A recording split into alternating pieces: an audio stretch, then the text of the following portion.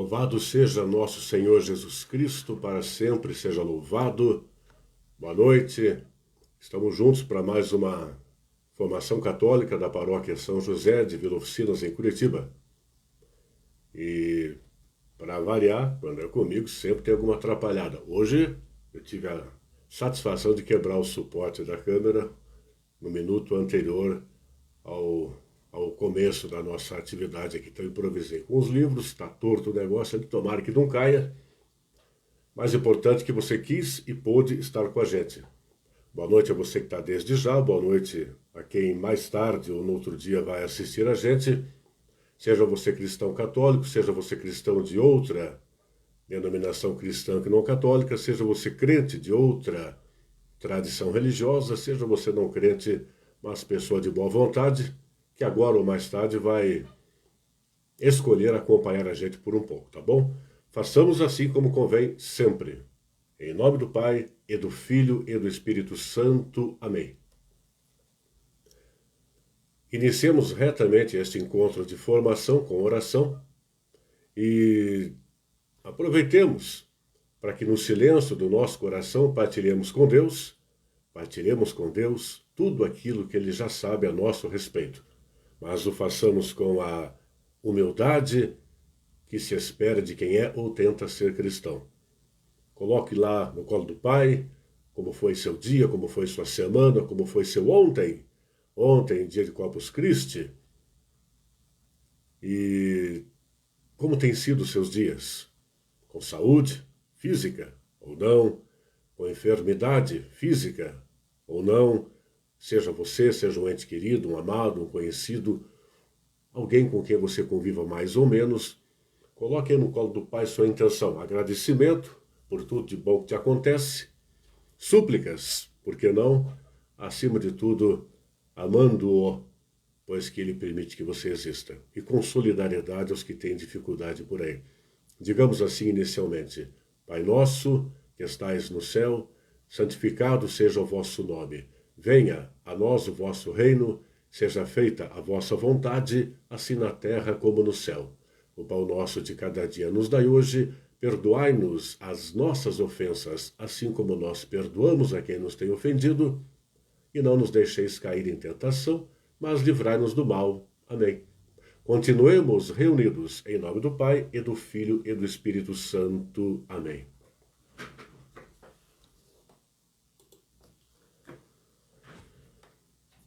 Falaremos hoje um pouquinho de dignidade de uns e disposição de outros.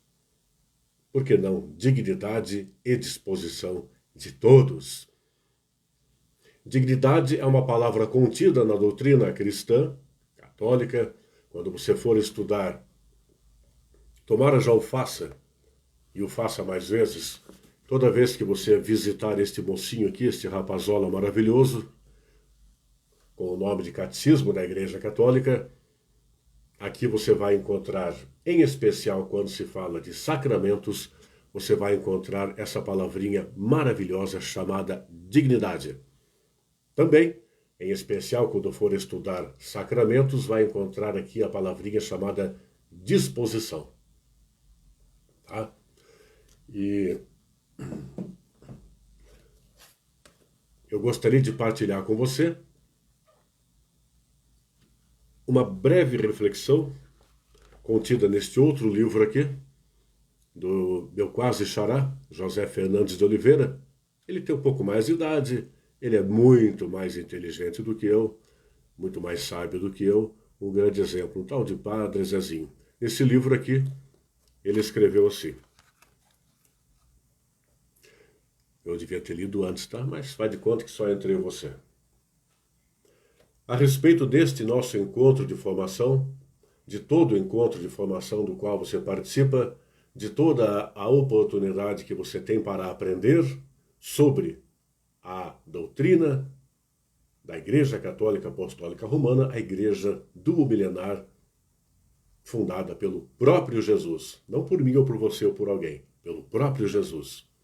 A esse respeito, reflita comigo. Não iluminas no vazio. Fiz uma grande redescoberta Pai. Redescoberta porque já sabia, mas havia esquecido. Redescobri que a luz não se propaga no vácuo. Um cientista me disse que a luz, precisa de alguma substância para se propagar. Dei risada ao pensar que tua luz é igual. Só inspiras corações e cabeças que já possuem algum conteúdo. Cabeças ocas de cristãos que se recusam a estudar a fé e aprender com os outros, inclusive os que seguem pastoral diferente. Cabeças de quem preguiçosamente não folheia livros, nem frequenta cursos para aprender. Corações cheios de santidade, sem cultura alguma, que desprezam a graça de aprender com o mundo, não tem chance. Deveríamos aprender como Paulo, aprender com Paulo, que aprendia com o mundo que, por seu turno, ensinava. Não inspiras nem os preguiçosos, nem os acomodados. Deve ser por isso que os profetas tinham o que dizer. É que agias no que já encontravas, e encontravas conteúdo neles. Suas falas demonstram conhecimento de história e cabeças capazes de analisar, porque conheciam o pensar e o caminhar do povo. Quanto aos que acham que inspiras quem fica sentado esperando que lhes jogues uma luz na cabeça e que lhes digas de noite o que dirão amanhã ao povo, acabarão dizendo bobagens e insistindo que tu mandaste dizê-las. Dirão que é vontade tua, quando não é vontade tua. Tua luz não entra em mentes e corações superficiais. Atuas no profundo. Ensina teus pregadores a ler mais e aprender mais com os outros, Senhor, para não dizermos que disseste o que realmente não disseste, nem nunca jamais dirias. Amém. Talvez não se ache duro o texto. Mesmo assim, oportuno tomara. Mesmo assim, oportuno tomara. E que eu não seja mais um desses cabeças de bagre que não sabe do que fala e fala como que sabe, fala como se soubesse. Tomara não. Nos meus limites, totalmente limitado, com a graça de Deus, prossigamos. Mais uma vez, boa noite, obrigado a quem está acompanhando a gente nesse encontro de sexta-feira à noite, tendo sido ontem Corpus Christi, e tratado por quase todos que se dizem cristãos, por muitos dos que se dizem cristãos, inclusive alguns que se dizem católicos, tratado como só um feriado, quando é muito mais que apenas um feriado. Dignidade. Se diz que uma pessoa é digna conforme ela seja moral e ética, e de moral e ética falamos aqui algumas vezes, em outros encontros de sexta-feira. Uma pessoa é virtuosa quando é digna quando é virtuosa, e de dignidade também, se você for atrás de algumas lives que realizamos por aqui, estão lá no YouTube ou no Facebook, falamos com alguns detalhes do que seria virtude, o que é virtude. Uma pessoa com dignidade, uma pessoa digna, é uma pessoa que sempre pensa, sempre escolhe a retidão, sempre escolhe fazer o que é certo, o que entende como certo, o melhor, o mais adequado para si e principalmente para todos. E o que seria a disposição? A disposição é uma condição que pode ser tanto física quanto espiritual. Eu tenho disposição para caminhar, eu tenho disposição para trabalhar, você tem disposição para sair por aí, a pedalar, a nadar, a trabalhar o dia todo, a estudar. Disposição para falar aqui, disposição para escutar aí. Disposição para orarmos juntos. Disposição para fazer algo. Por exemplo, querer receber um sacramento, querer receber um sacramental, uma bênção, querer doar-se ao próximo voluntariamente, querer servir ao próximo remuneradamente, mas de modo digno. Então falamos um pouquinho de dignidade e de disposição, falemos um pouquinho de caráter. Caráter e personalidade. O que é uma pessoa de caráter? Da mesma forma que falamos em dignidade, Caráter é aquilo que a pessoa é, uma pessoa reta, uma pessoa digna, uma pessoa honrada, uma pessoa que prima, que preza, que prioriza ser pela verdade. Ela, porque gente, sabe o que é mentir. Ela, porque gente, provavelmente já mentiu. Ela, porque gente, possivelmente já omitiu. Ela, porque gente, possivelmente já teve dor de cotovelo, possivelmente já invejou, já teve rancor e até momento de ódio. Inveja e todas as coisas horríveis que um ser humano, pelo fato de ser humano, sente, pensa e quanta vez faz. Mas a pessoa de caráter, tal como diz aquela oração, nossa conhecida, nós temos tentação porque gente, mas pedimos ao Pai e fazemos a nossa parte para não cairmos em tentação ou cairmos cada vez menos. Então, a pessoa com caráter, e ser cristã, e se cristã, tanto mais, ela é uma pessoa que prima pela retidão, pela correção, ainda que não o seja perfeitamente, pois que perfeitamente ninguém o é. Nem eu, nem você. Enquanto estou falando aqui, já repassei aqui algumas das minhas falhas de hoje, de ontem, desses dias, desses anos, afora aquelas que talvez eu não tenha ainda percebido. E se diz por aí que caráter e personalidade seriam a mesma coisa.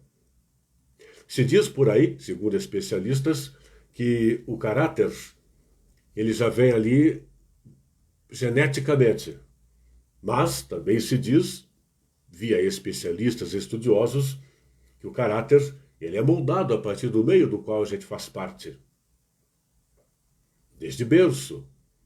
Então, aquelas historinhas que a gente de vez em quando fala e escuta por aí. O pai chega para o filho, não fume!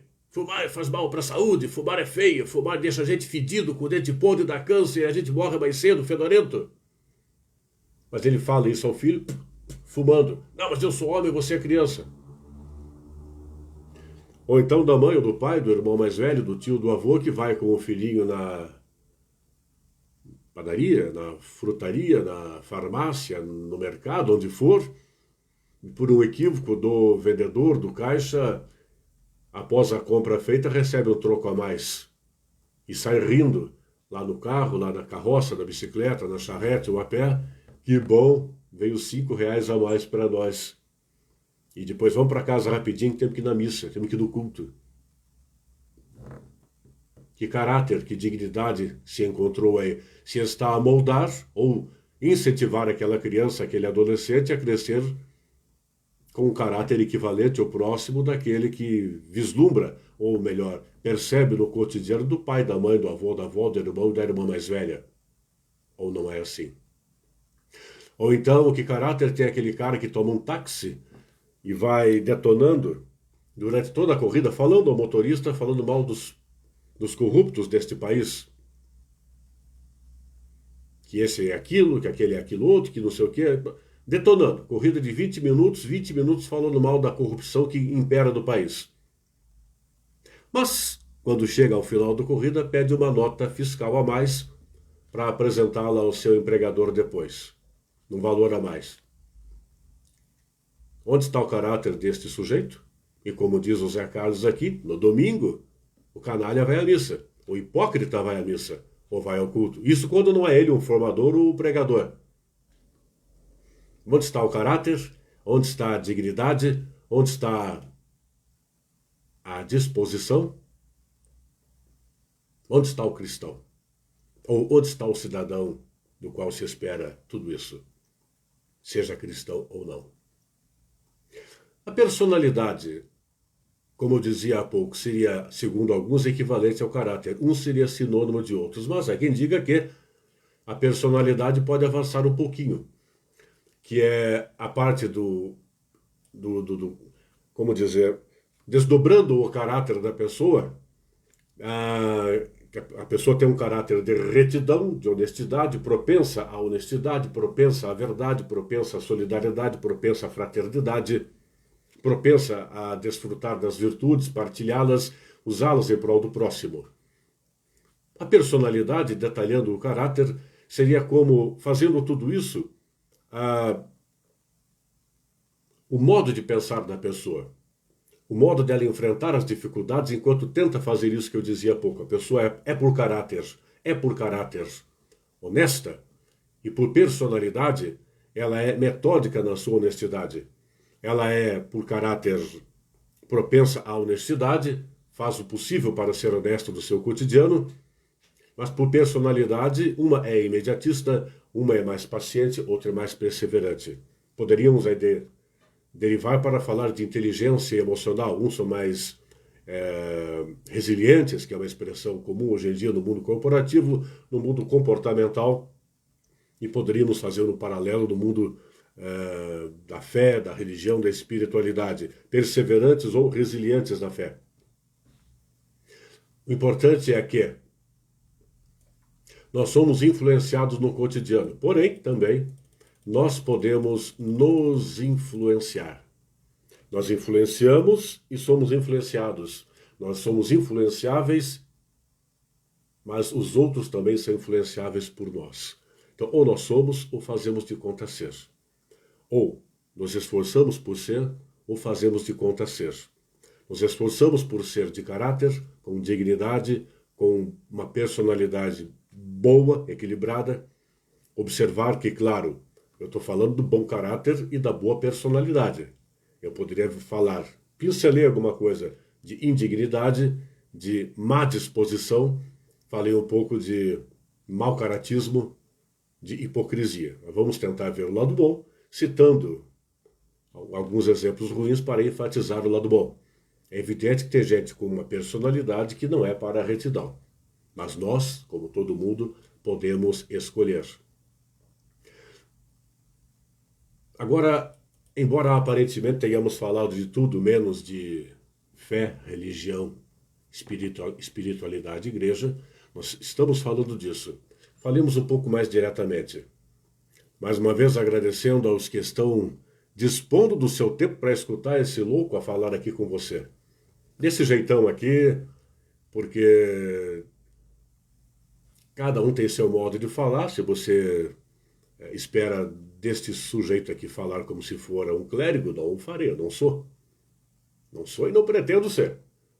Então, os clérigos falam do jeito deles, e é bom que assim seja, com a propriedade que lhes é peculiar em cada assunto, no nível de conhecimento, de cultura e erudição de cada qual, de experiência, de vivência. E este aqui, leigo, assume o risco de tentar dizer desse modo meio José Carlesco algo que seja, primeiro, compatível com a sã doutrina da Igreja de Jesus. Ponto pacífico. Enquanto isso não se discute. Se eu fizer algo errado, que alguém me cobre, eu me corrijo numa outra ocasião. Mas num linguajar que você ora dê risada, ora se surpreenda, e de vez em quando tomara consiga perceber, pelo meu modo de dizer, consiga perceber algo que lhe seja de proveito. Estou olhando ali de vez em quando para ver se minha cara aparece ainda no Facebook, tá? E aqui de vez em quando olho para dar uma colada mesmo nas palavras que eu anotei para não me perder de todo, ainda mais que a memória não me ajuda ainda. Falemos não diretamente do sacramento A, B ou C. Vamos falar no geral de dignidade daquele que, em nome da Igreja de Jesus, dispensa o sacramento, daquele que, em nome da Igreja e de Jesus, dispensa o sacramento, a quem com disposição o quer receber. Tá? O ministro ordenado ou leigo, olha o leigo, sacramento é coisa de ministro ordenado. Tem um pormenor que a gente vai dizer se eu não esquecer daqui a pouco. Então, falemos um pouco da dignidade daquele que, em nome da Igreja de Jesus, dispensa o sacramento para aquele ou para aquela que queira com disposição receber este sacramento e dele desfrutar na vida.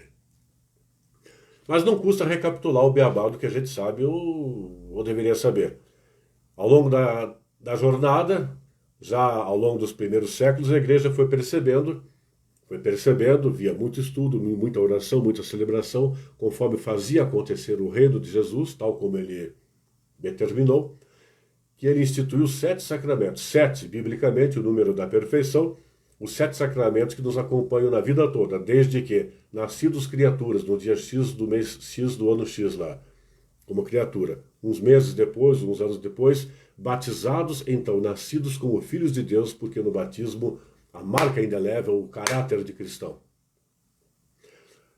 E os sacramentos vão sendo ministrados a nós, conforme o queiramos, enquanto vivemos. Enquanto vivemos. 7 sacramentos nos acompanhando a vida toda. Todos os 7 brotam de Jesus, todos os 7 contêm Jesus, todos os 7 convergem a Jesus. Um deles, a Eucaristia, é Jesus. Os 7 sacramentos brotam de Jesus, contêm Jesus, convergem a Jesus. Os 7 sacramentos, um deles é o próprio Jesus, a Eucaristia. No dia a dia, tirando você e tirando eu, a gente escutou algo como: ai, eu vou me casar daqui a 2 anos e tem que ser na igreja X com o padre fulano. Pode até ser em outra igreja, mas tem que ser o padre fulano. E aí do Zé Carlos, ou do diácono, ou do padre, ou do leigo, que disse: escuta, companheira, mas não é o mais importante. Quem sou eu para brigar com você, ou o que você queira me xingar, porque você fez isso? Fez questão que fosse o padre fulano de tal. Ou no batizado, ou na primeira comunhão, ou no crisma. É o mais importante o ministro ordenado ou leigo, ou o sacramento? Se você já fez isso e sabe de quem fez, toda hora alguém fez isso, tá? E eu já fui criticado porque nunca fiz questão disso. Pois que mesmo mais leigo do que ainda, leigo no sentido de ignorante, mesmo quando era ainda mais ignorante do que ainda sou, eu nunca entendi como tendo que ser o padre fulano, ou o diácono cicrano, ou o leigo beltrano, para que eu pudesse estar com a igreja, na igreja e com Jesus. E por favor, não estou aqui a criticar nenhum ordenado, nenhum leigo. Por favor, entenda a dignidade de quem concede ou de quem ministra, a dignidade de quem proporciona, em nome da igreja e de Jesus, o sacramento. Ela é de importância menor que o próprio sacramento. E feliz daquele que compreende isso, e mais feliz aquele e aquela que, além de compreender, dá um nó na sua vaidade e aceita de bom grado qualquer ministro para lhe conceder, naquele momento, o sacramento. Ainda que seja o sacramento que se recebe, em tese, uma única vez na vida, tal como, por exemplo, o batismo, tal como, por exemplo, o crisma, tal como, por exemplo, o matrimônio.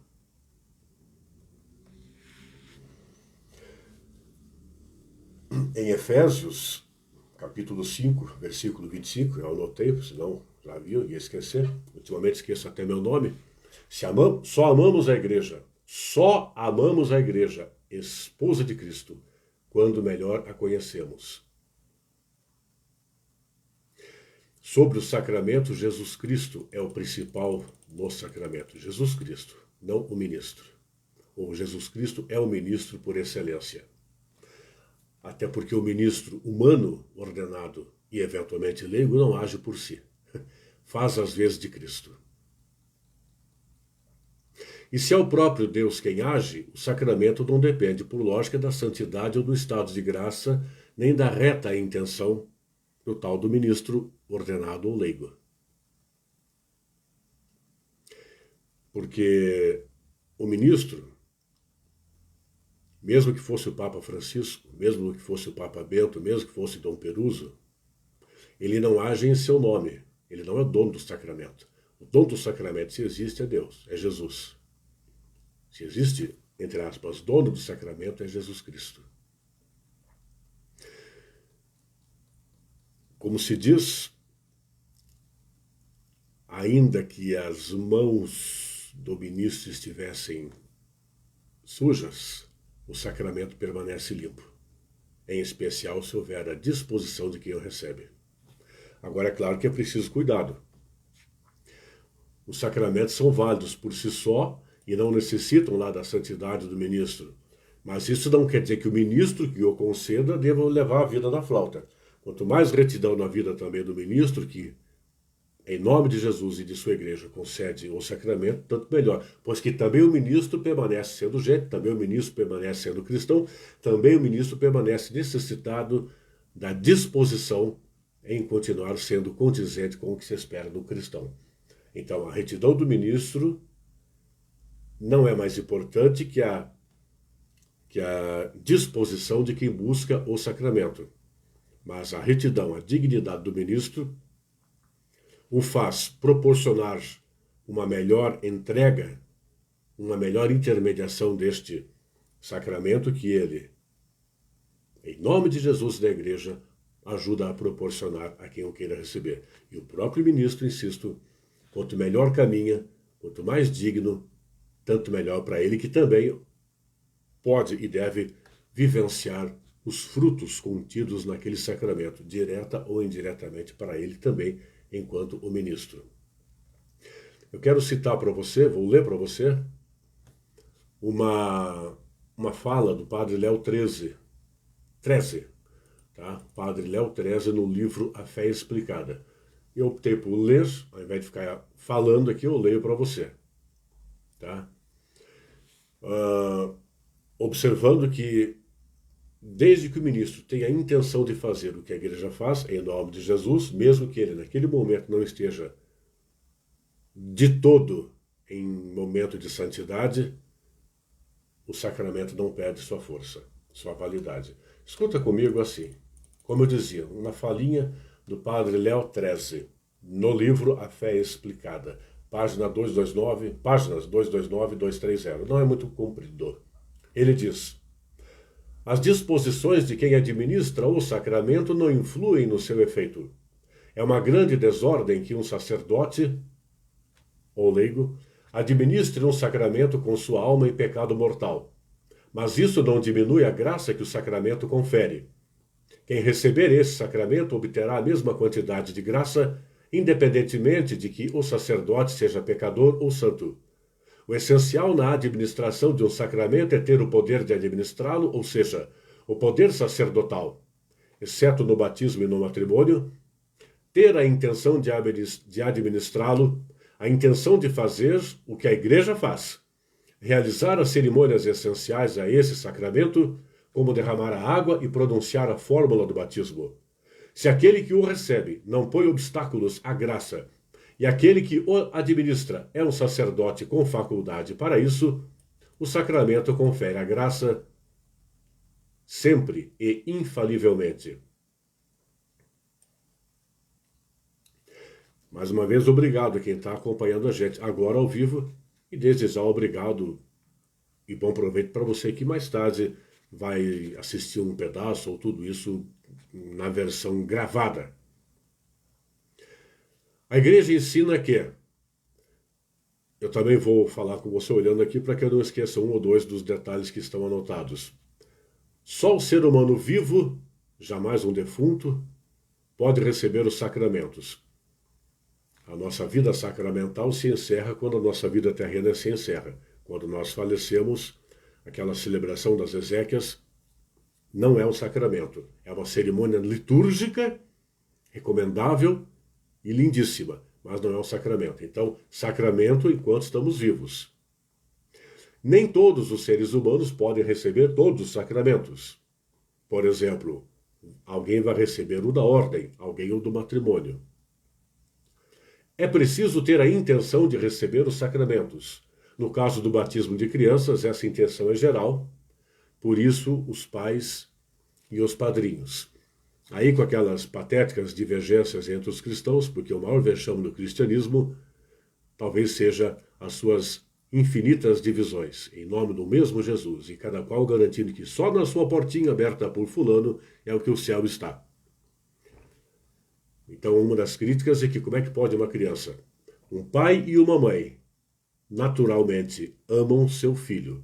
Um pai e uma mãe que amam Jesus querem dar que presente para o seu filho e sua filha? O batismo, a marca indelével, o caráter de cristão, de filho de Deus, de irmão em Cristo. Então a criança ainda não tem discernimento aos 6 meses, ou 3 meses, ou 1 ano, é evidente. Mas que presente você quer dar a quem você ama com sua vida, sendo um bebezinho?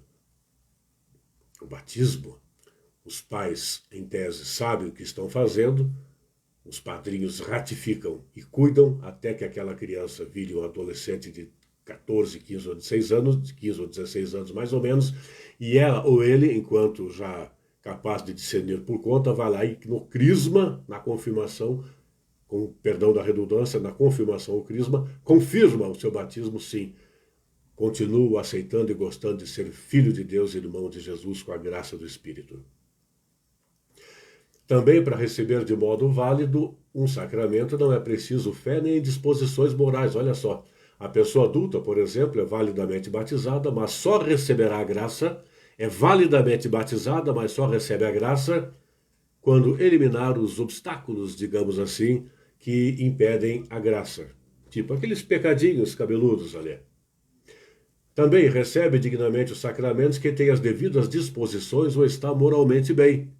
Ou seja, nos sacramentos possui a graça santificante aquele que está moralmente bem, está com a lousa, por assim dizer, limpa.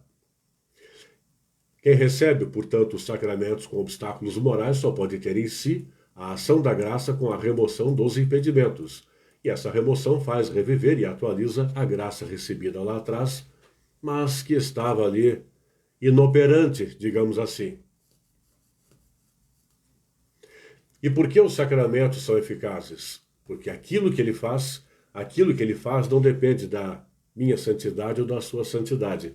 Aquilo que ele faz, que Jesus faz, que bom que seja acompanhada da minha retidão e da sua retidão, da minha dignidade e da minha disposição, da sua dignidade e da sua disposição. Mas aquilo que ele faz está acima das nossas limitações e escolhas humanas.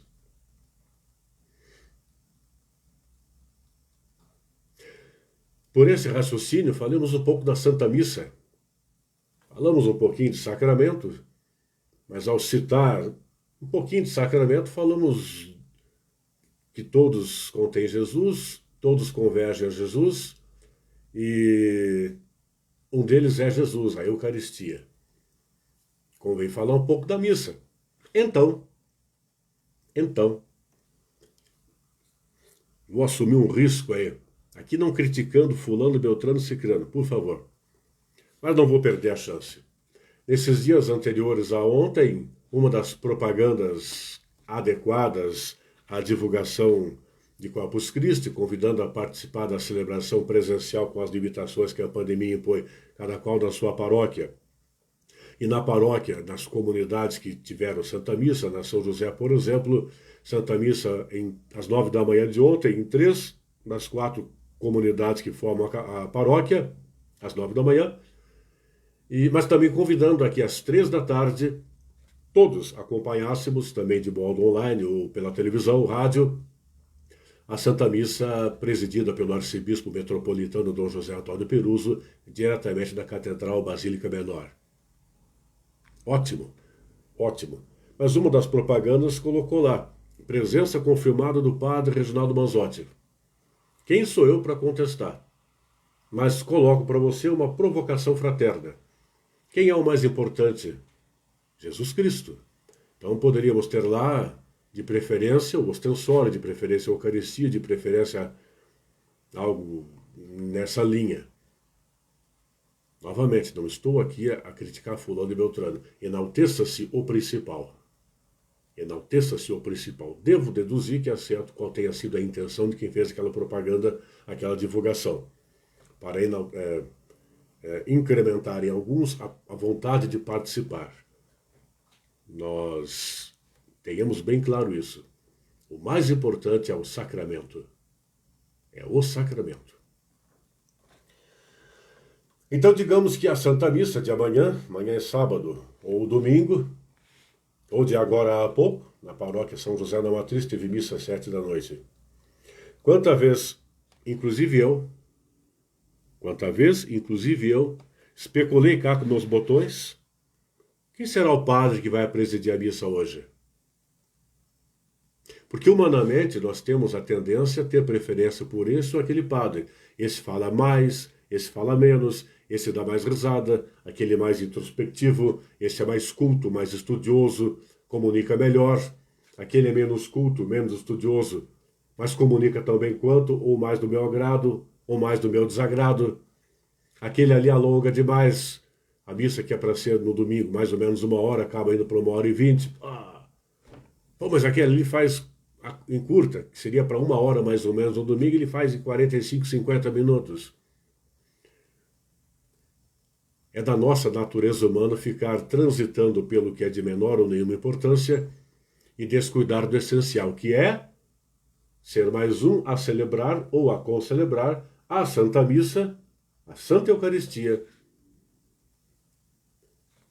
cuja a presidência desta celebração está a cargo do ministro ordenado, o senhor padre, o senhor presbítero, e novamente, ainda que naquele dia, além do que eu falei, ainda que naquele dia ele tenha chegado por qualquer motivo, justificável de mais ou de menos, ou nada justificável, tenha chegado, por exemplo, em cima da hora, atrasado até, a missa às 10, o bendito chegou 10h05 e ainda gastou mais 10 minutos para a missa começar. E chegou esbaforido e foi meio que impaciente com 3-4, cumprimentou 2-3 e fez cara feia para outros 2-3. Ainda assim, porque a pessoa humana sendo, fez o que não devia e talvez depois tenha se tocado e se corrigido, ou pelo menos pensado em fazer melhor de uma outra eventual infelicidade de chegar atrasado, ainda assim, nós aprendemos do beabá do cristianismo que aquele homem que paramentado caminha pelo corredor processional ou participa da procissão vinda da sacristia, desde ali é o próprio Jesus, e já não é o padre Raimundo, o padre Júlio, o padre Beltrano. Liturgicamente, aquela pessoa que está sobre o presbitério, não sobre o altar. Sobre o altar Jesus, do altar Jesus. Sobre o presbitério, aquela plataforma mais elevada, sobre o qual está o altar, a mesa.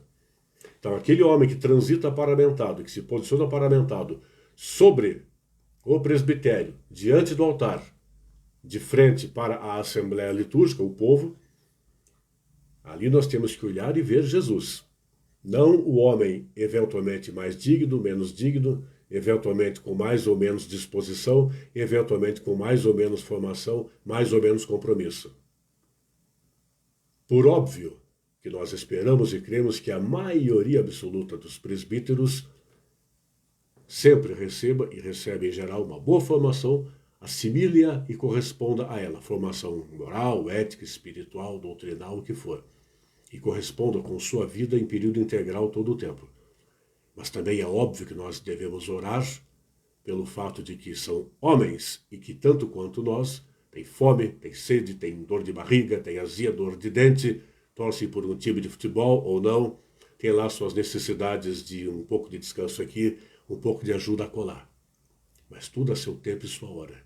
Não é mais ou menos missa porque você vai ou não vai com a cara do padre, ou porque ele, por mais que você vá com a cara dele, num dado momento disse na homilia algo com que você não concordou, algo de que você discordou, algo de que você não gostou e que pegou no seu pé, por exemplo. Será que algum proveito você está tendo por essas colocações? Falemos um pouco mais da disposição. Nós falamos talvez um pouquinho mais até aqui da dignidade do ministro. Há pouco eu dizia, não me lembro mais com que palavras, mas até no texto do padre que eu reproduzi para você, num parágrafo, ele fez um parênteses ali e colocou algo quanto ao batismo e quanto ao matrimônio. Aqui na Arquidiocese de Curitiba, nós temos em geral um presbítero, um padre, pelo menos um padre diocesano ou religioso em cada uma das paróquias. Pelo menos um, eventualmente 2 ou 3. Na nossa paróquia São José, não é que o seminário faça parte da paróquia. Por um acaso, ele tem sede dentro do território da paróquia. Então o seminário é a parte da paróquia. Por uma questão prática, lá atrás, uma das capelas, uma das 4 comunidades que fazem parte da paróquia São José, tem a sua sede, sua capela, enquanto templo, dentro do seminário. Ou o templo, a capela do seminário, se faz também capela da comunidade Mãe do Divino Amor, aliás, o nome do seminário. Então, lógico que o padre reitor, o padre diretor espiritual a serviço do seminário, nunca vai se negar a ajudar, a participar da vida paroquial. Por isso, na nossa paróquia, a gente sempre fala, ou geralmente pelo menos, que temos na média 3 padres. A rigor, um pároco, hoje temos um administrador paroquial, mas vemos lá o padre Zé Roberto, que é o reitor, por exemplo, frequentemente presidindo missa nas comunidades várias da paróquia.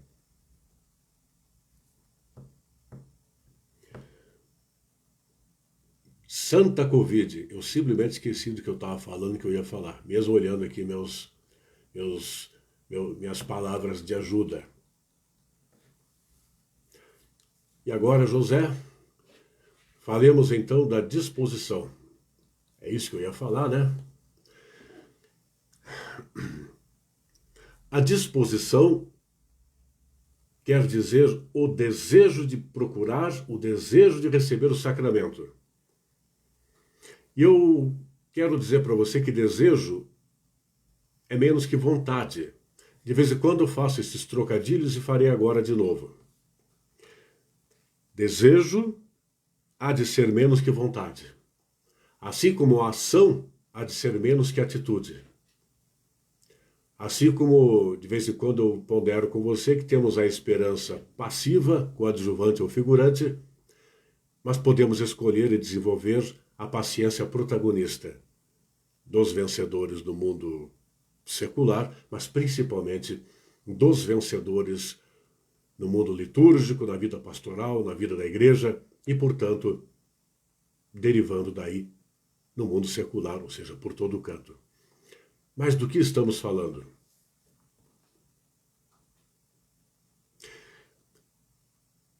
Em alguns encontros anteriores, não vou lembrar qual, na verdade, ou quais, eu devo ter dito algo, mas vamos lá. Quando eu tenho o desejo de receber o sacramento, ao menor descuido, digamos que eu tenho lá um filho recém-nascido e quero que ele seja batizado ou ela seja batizada, assim, menininha.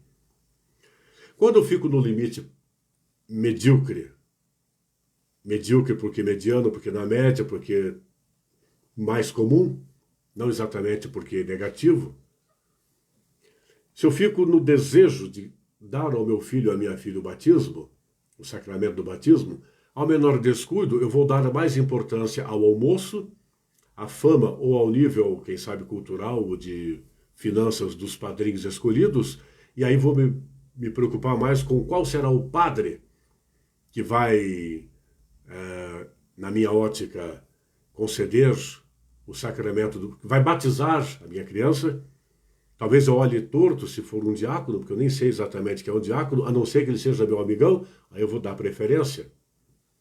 Mas se eu evoluo para a vontade, eu não vou me preocupar com isso, eu vou me preocupar mais em saber o que é o batismo, se eu já não souber, mas mesmo que saiba, meditar, refletir, buscar apoio para esclarecer mais, para relembrar o que eu já tinha esquecido, e estar eu, enquanto pai, a mãe e os padrinhos escolhidos, ao máximo conscientes do que de fato é o sacramento, do que de fato é o sacramento do batismo, a graça que é, a responsabilidade que é.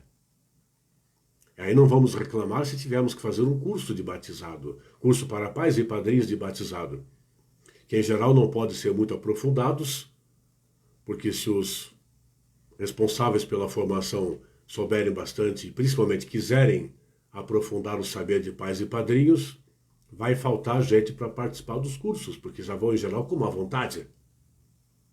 Idem quanto a outros cursos de formação, tal como, por exemplo, noivos. Não que seja sempre assim, mas tem exceções, claro, mas em geral, poxa, mas tem que fazer curso de noivo, tem que fazer curso de batismo, curso para pais e padrinhos para batismo. Mas quando eu evoluo do desejo para a vontade, eu faço tudo isso conscientemente, graciosamente, e digo todo dia, obrigado, Senhor, pela oportunidade. Obrigado, meu Deus, pela oportunidade de continuar aprendendo e desfrutando da graça que é participar da vossa igreja, hoje, a preparar-me para receber ou dar ao meu filho ou à minha filha o recebimento do batismo, ou adiante participar da graça que ele ou ela vai confirmar no crisma e depois na Eucaristia, primeira comunhão, primeira Eucaristia e assim por diante. A disposição de querer, mais que receber, corresponder ao que recebeu no dia a dia. Lá no dia a dia. Na escola, no trabalho, em casa, na família também, na hora das picuinhas, na vizinhança, em tudo quanto é lugar. Ah, não é fácil, não é fácil. Mas é perfeitamente viável desfrutar da graça recebida no sacramento, desfrutar dela, valer-se dela e estar com ela no cotidiano, principalmente quando das dificuldades. É claro que a gente não vai dar a Sagrada Comunhão a quem não acredita, a quem acha que aquilo ali é só um pãozinho. É claro que a gente não vai impor o batizado a um adulto. Ele foi batizado em criança e com 15 ou 20 anos não quer receber o crisma, não se impõe isso. Vai amarrar o sujeito e levar lá. É só um proforma, reduzir o espiritual ao social. Quando reduz o espiritual ao social, melhor ir pescar na esquina lá que vai ganhar mais. Naquele momento, pelo menos. Perde, na verdade. Ainda, falemos em acolhida. Acolhida é uma das características, uma das atitudes fundamentais do cristianismo, mas em se tratando de disposição de receber o sacramento,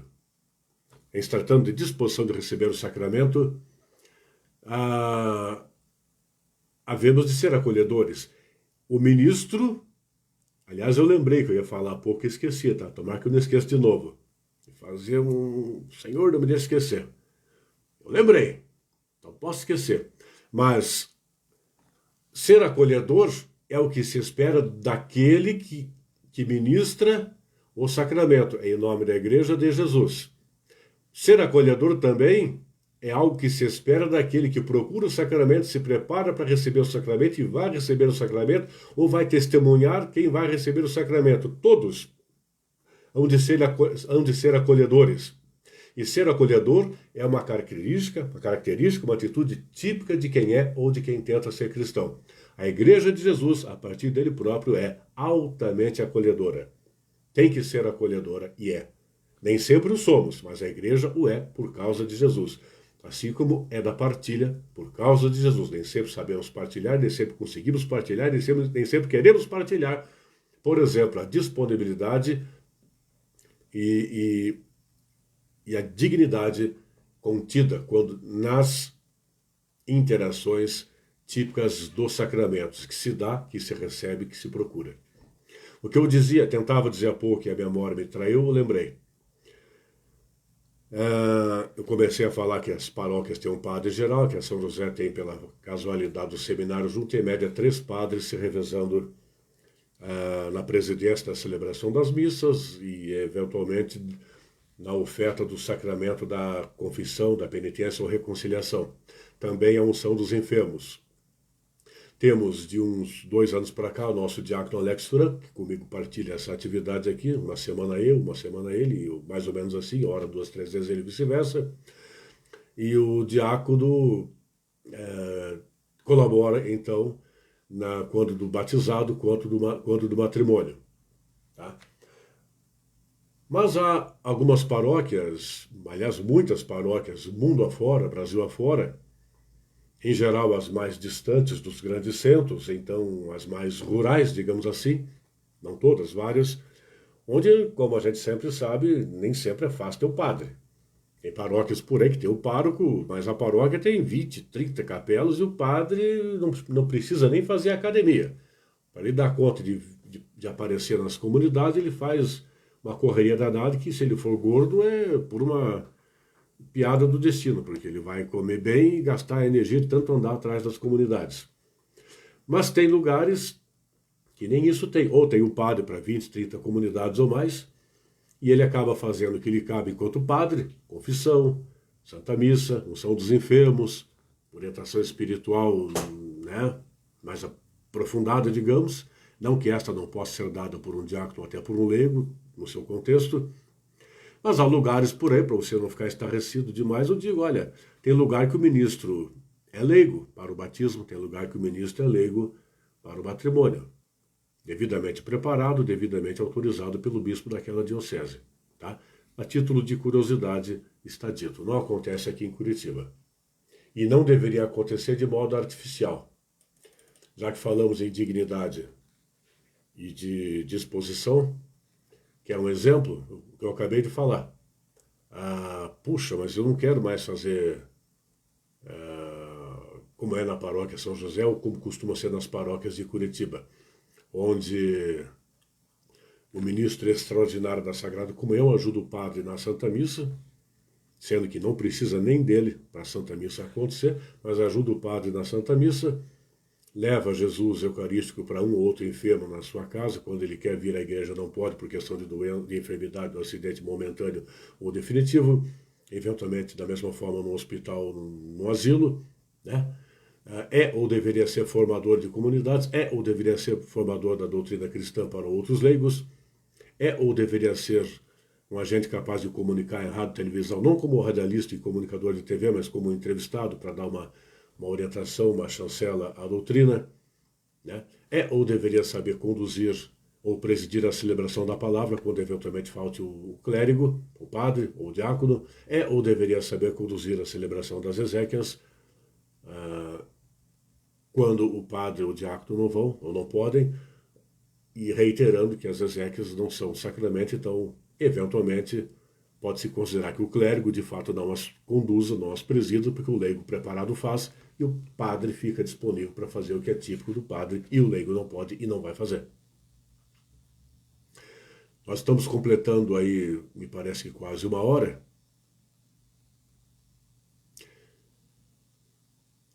Eu quero concluir com você, reiterando o que eu dizia há pouco.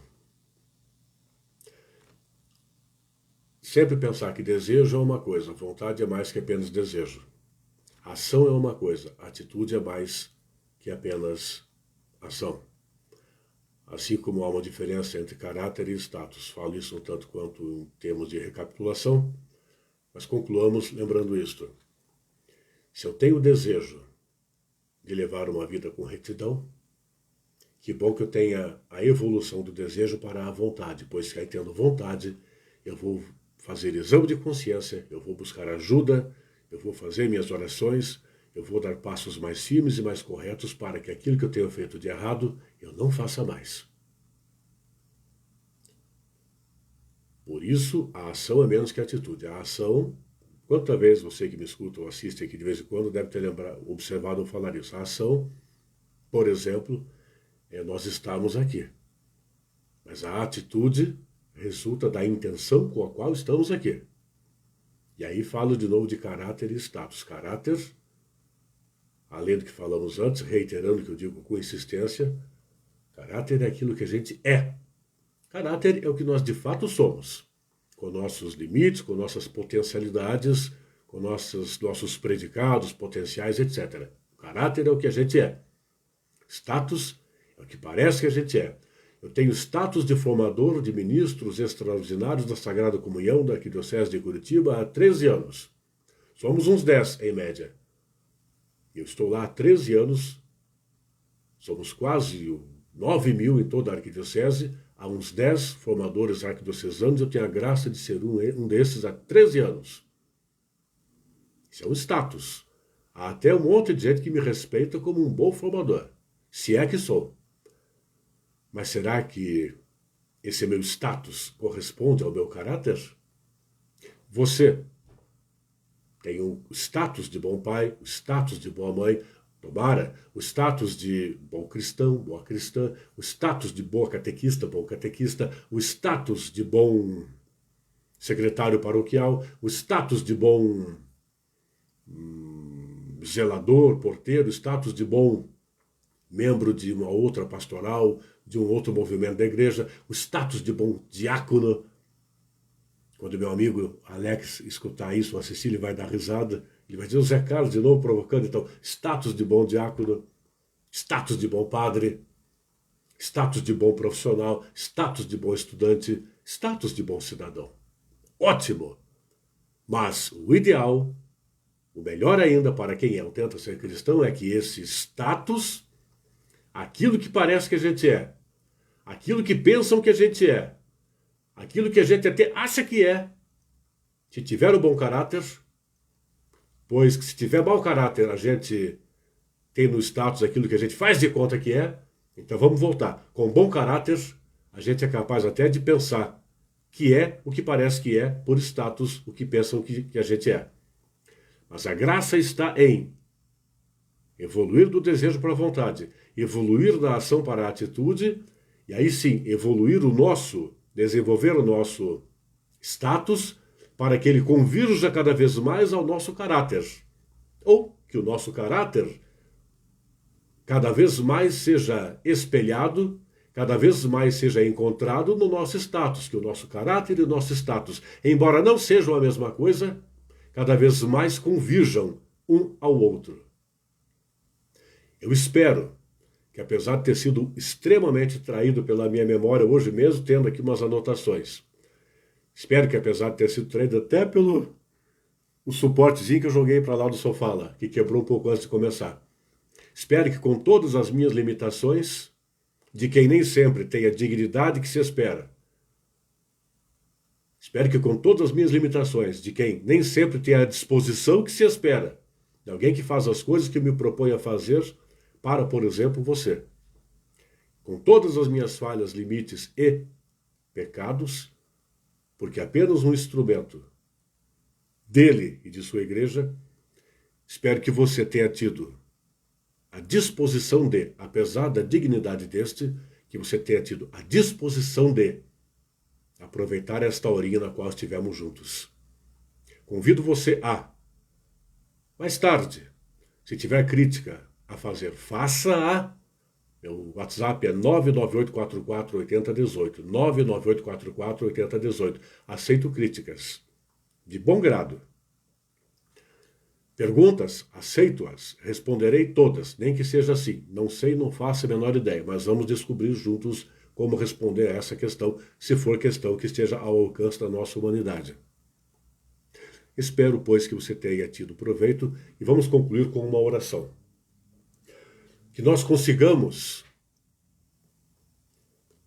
a partir de daqui a pouco, concluir com mais acerto que erro, que valeu a pena esta hora juntos.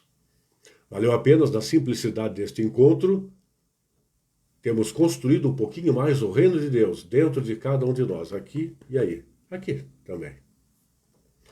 E que nós estejamos melhor, sejamos pessoas melhores daqui a pouco, amanhã, assim por diante.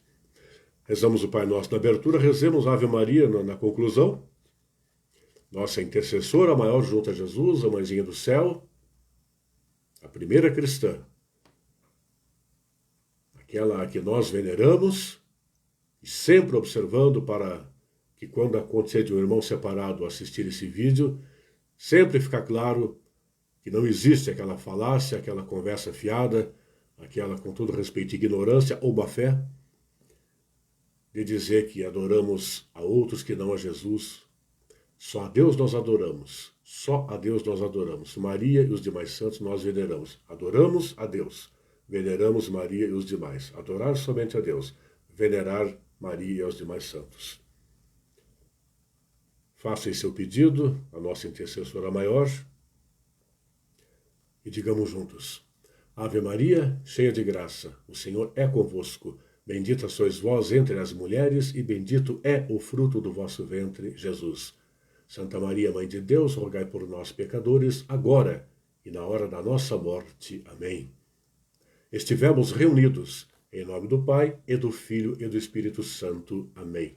Boa noite, até a próxima.